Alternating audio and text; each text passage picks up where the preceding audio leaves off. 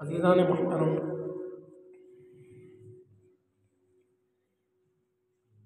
آج قبلہ اول کے متعلق کچھ گفتگو کرتے ہیں۔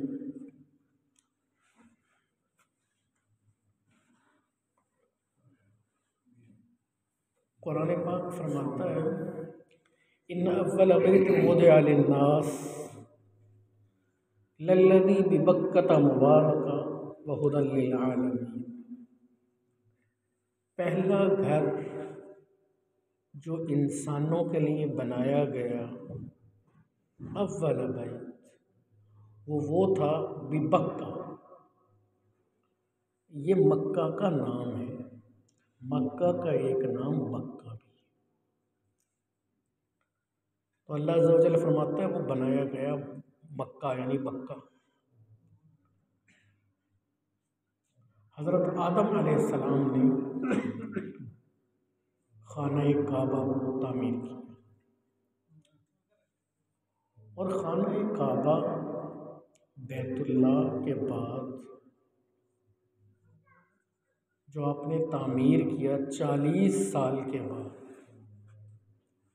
اسے کہتے ہیں مسجد اقصیٰ یا بیت المقدس۔ مقدس مقدس دونوں تلفظ سے، بیت المقدس بھی تلفظ ہے اور بیت المقدس بھی تلفظ ہے۔ تو 40 سال کے بعد یہ تعمیر کیا۔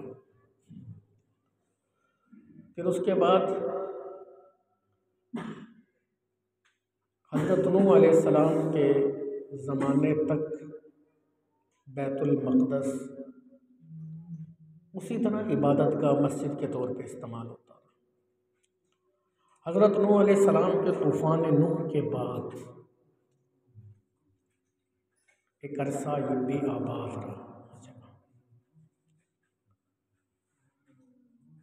پھر حضرت عیسیٰ علیہ السلام سے تقریباً 4000-5000 سال پہلے، حضرت ابراہیم سے، حضرت عیسیٰ اور حضرت ابراہیم میں تقریباً 3000 سال کا فرق ہے، اور حضرت ابراہیم سے بھی تقریباً 3-4 ہزار سال پہلے اوسی آئے، انہوں نے اس جگہ کا نام فلسطین رکھا اور نئے سرے سے بیت المقدس کا تعمیر کیا۔ حضرت ابراہیم علیہ السلام نے اپنے بیٹے حضرت اسماعیل علیہ السلام کے ساتھ بیت اللہ یعنی کعبہ تعمیر کیا، اور بیت المقدس وہ تعمیر کیا حضرت اسحاق کے ساتھ مل کے۔ حضرت اسماعیل مکہ شفٹ ہوئے، مکہ رہے، اور حضرت اسحاق علیہ السلام ان کے بیٹے جو مسجد اقصیٰ رہے، انہی کے ساتھ مل کے مسجد اقصیٰ کی دوبارہ تعمیر کی۔ یعنی دونوں بنیادی عبادت گاہیں، اللہ کا پہلا گھر اور اس زمین پہ اللہ عز و جل کا پسندیدہ دوسرا گھر، حضرت ابراہیم نے ایک بیٹے حضرت اسماعیل علیہ السلام کے ساتھ اور ایک بیٹے حضرت اسحاق کے ساتھ تھا۔ بیت المقدس، بیت المقدس دونوں۔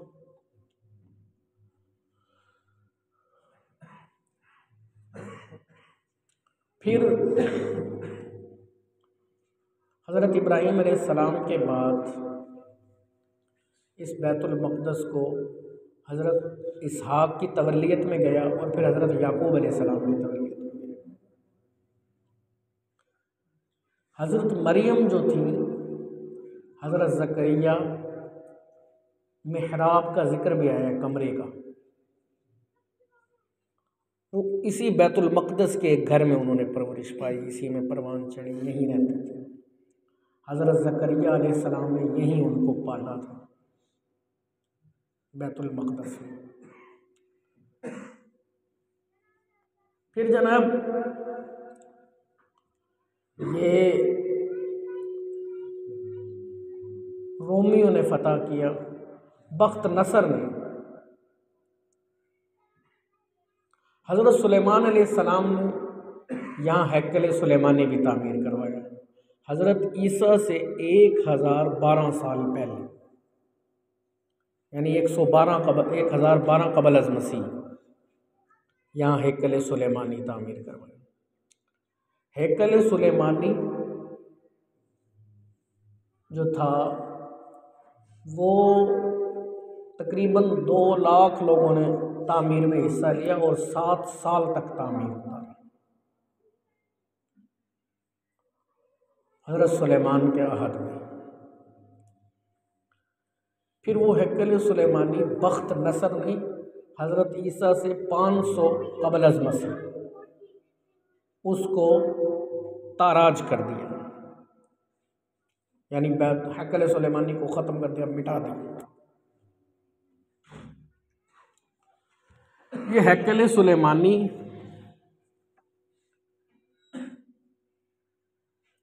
جو تھی، یہ جو عمارت تھی، بخت نصر نے ان ساروں کو یہود دشمنی میں نقصان پہنچایا۔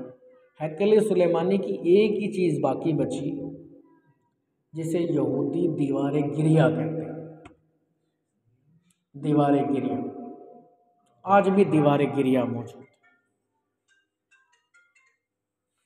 اور بیت المقدس اس کے بعد بخت نصر کے برباد کرنے کے بعد بیت المقدس جو ہے وہ ایک رومی بادشاہ نے پھر اس کو صاف کروایا اور اسے صحیح کیا۔ پھر اس کے بعد یہاں تک کہ آقا صلی اللہ علیہ وسلم تشریف لے آئے۔ آقا کی تشریف آوری کے بعد حضرت براء بن عازب رضی اللہ تعالیٰ عنہ راوی ہیں، فرماتے ہیں کہ ہم نے 16 سے 17 مہینے بیت المقدس کی طرف منہ کر کے نماز پڑھی۔ قرآن پاک میں بیت المقدس کا کچھ یوں تذکرہ آتا ہے، سبحان الذی اسریٰ، پاک ہے وہ ذات جس نے سیر کروائی، بعبدہ، اپنے بندہ خاص کو، لیلاً، رات کے کچھ حصے میں، مسجد الحرام الی المسجد الاقصیٰ، مسجد حرام سے مسجد اقصیٰ تک۔ اقصیٰ، مسجد اقصیٰ، اقصیٰ کہتے ہیں کونے کو، کنارے کو، چونکہ یہ عربوں کے لیے ایک کونے پہ تھا فلسطین، تو اس لیے وہ اسے مسجد اقصیٰ کہتے تھے۔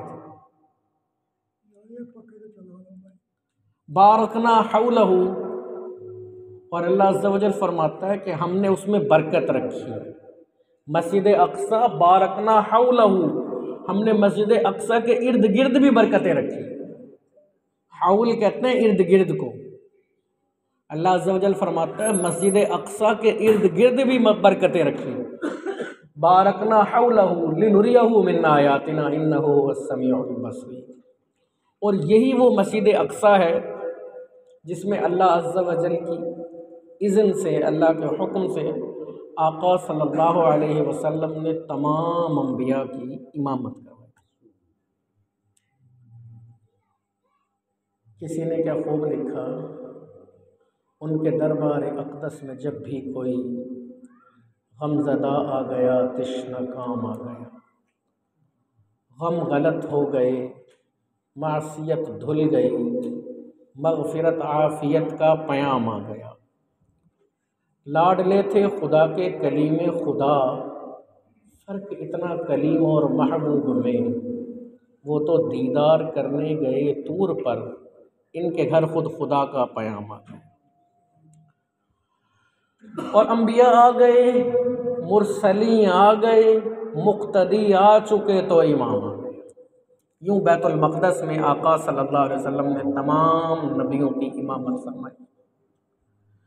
پھر حضرت عمر رضی اللہ عنہ کے زمانے میں بیت المقدس عیسائیوں کے کنٹرول میں تھا۔ عیسائیوں نے اس شرط پہ حضرت عمر کے حوالے کرنے کو تیار ہوئے ہیں، ہم جنگ نہیں کریں گے اور ایک شرط یہ بھی رکھی کہ اس میں یہودیوں کو نہ آنے دیا جائے۔ حضرت عمر فاروق رضی اللہ عنہ نے فرمایا کسی کو مقدس مقام پہ آنے سے منع نہیں کیا جائے گا، لیکن گھر بنانے کی اجازت نہیں ہوگی۔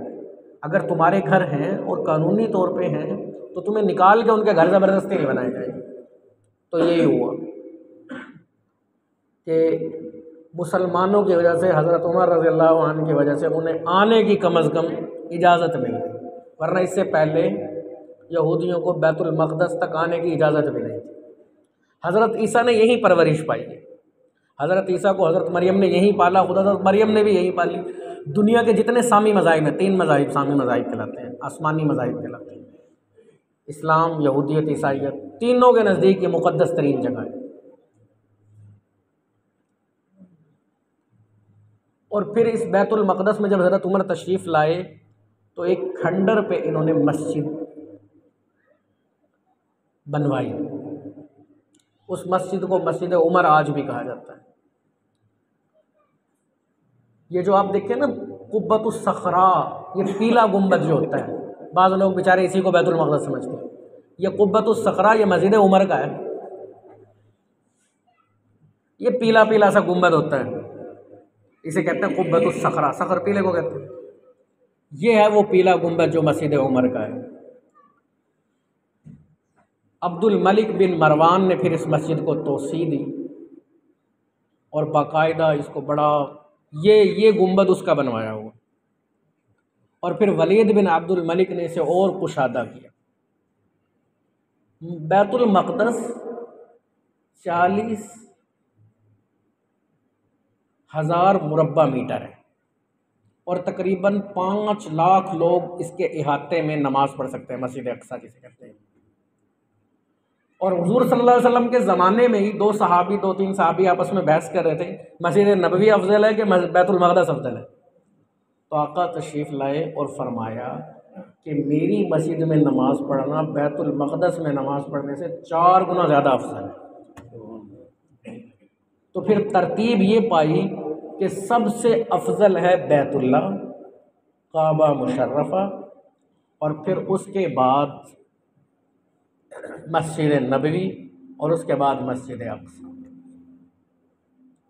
مسجد اقصیٰ کا جو گنبد ہے نا وہ سبز کلر کا ہے، جو مسجد اقصیٰ کا یعنی جسے بیت المقدس کا گنبد کہتے ہیں، جو مسجد عمر کا ہے وہ یلو کلر کا ہے، صخرہ۔ پھر یہ مسلمانوں کے ہاتھ میں رہی، بیچ میں یہ عیسائیوں کے ہاتھ میں چلی گئی، پھر سلطان صلاح الدین ایوبی نے دوبارہ اسے مسلمانوں کو،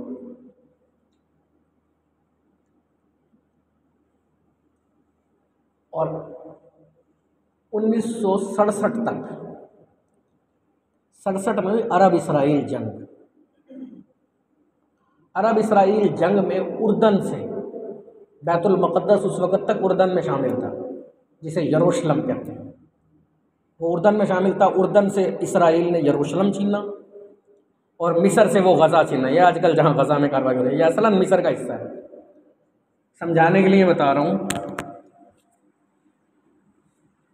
یہ ہے غزہ، یہ یوں پاکٹ بنا لیں، 40 کلومیٹر لمبا اور تقریباً 30 کلومیٹر چوڑا، یہ غزہ ہے، اور دنیا کی گنجان ترین آبادی ہے۔ اور یہ ہے جسے فلسطین کہتے ہیں دوسرا۔ ان دونوں کے آپس میں کوئی سرحد نہیں ملتی، ویسے اسے الگ الگ بنایا ہوا ہے، اسے ملک کا سٹیٹس دینا چاہیے جو دیا ہوا نہیں، ان کے آپس میں کوئی سرحد نہیں ملتی۔ مصر میں یہ اصلاً مصر کا حصہ رہا ہے غزہ، اصلاً مصری آبادی ہے، اور اب غزہ میں یہ Reuters WHO World Health Organization اقوام متحدہ کی رپورٹ ہے، 50,000 عورتیں حمل سے اور 8,000 کے قریب انسان جو ہیں وہ اس طرح کی حالت میں کہ فوری دوائی نہ دی گئی تو مر جائیں گے، اور جو 50,000 عورتیں حمل سے ہیں اگر ان کو وہ ٹریٹمنٹ نہ ملی تو وہ 50,000 آنے والے بچے اور وہ مائیں دونوں یعنی 1 لاکھ انسان رسک پہ ہیں۔ اور 10,000 کے قریب وہ لوگ ہیں جنہیں گردوں کے ڈائلسس ہونے ہیں اور جن کا نہیں ہو رہا، اور وہ بھی قریب المرگ ہیں بیچارے۔ اور جو چیزوں کو نہیں جانتے، بہرحال آخری میں علامہ اقبال کو بھی کرے، اللہ غزہ کے مسلمانوں کی خیر کرے، اللہ ایک ایک خطے کے مسلمانوں کی خیر کرے۔ اللہ قرآن میں کہتا ہے وَمَا لَكُمْ لَا تُقَاتِلُونَ فِي سَبِيلِ اللَّهِ، تمہیں کیا ہو گیا تم اللہ کے راہ میں نہیں لڑتے۔ وَالْمُسْتَضْعَفِينَ مِنَ الرِّجَالِ وَالنِّسَاءِ وَالْوِلْدَانِ، عورتیں، بچے، بوڑھے مظلوم ہیں، ان کے لیے اٹھتے نہیں۔ لیکن بھائی یہ اٹھنے کا حق پوری دنیا کے مسلمانوں کا ہے، سب سے پہلے تو عربوں کا۔ مصر غزہ یوں ہے، اس طرف سمندر ہے، اس طرف مصر ہے، اس طرف اسرائیل ہے۔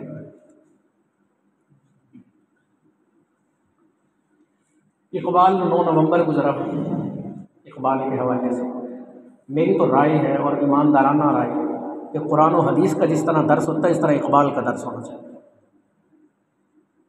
کیا لکھا اس نے اور کیا عظیم لکھا۔ ایک جگہ لکھتے ہیں تو غنی ازہر دو عالم من فقیر، گر تمہیں حسابم ناگزیر بر نگاہ مصطفیٰ پنہا بگیر۔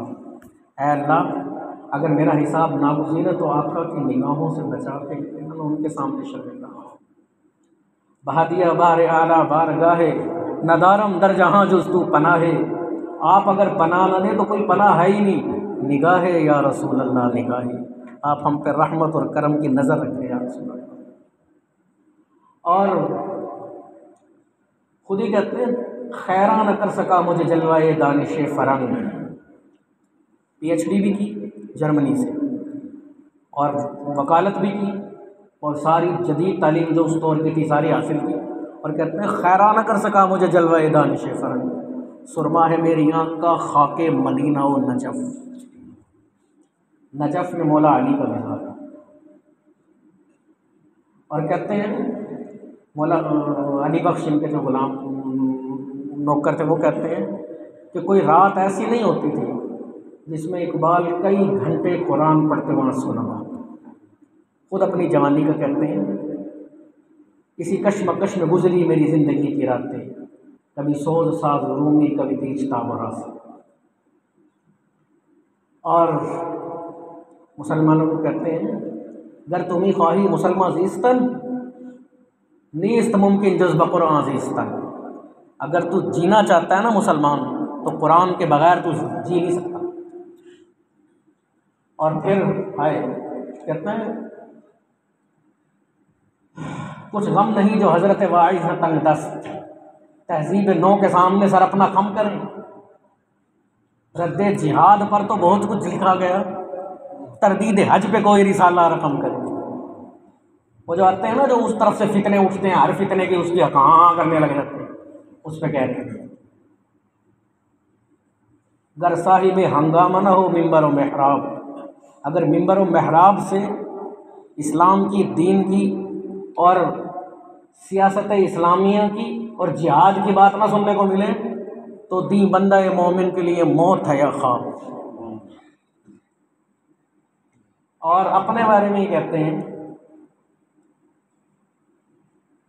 اقبال بھی اقبال سے آگاہ نہیں ہے، واللہ نہیں کچھ اس میں تمسخر نہیں، واللہ نہیں ہے۔ میں نے ان دنوں میں جتنی شاعری فیس بک کی شاعری پڑھی ہے، واٹس ایپ گروپوں میں اقبال کے نام پہ پڑھا ہے، 90% اقبال کی شاعری ہوتی ہیں۔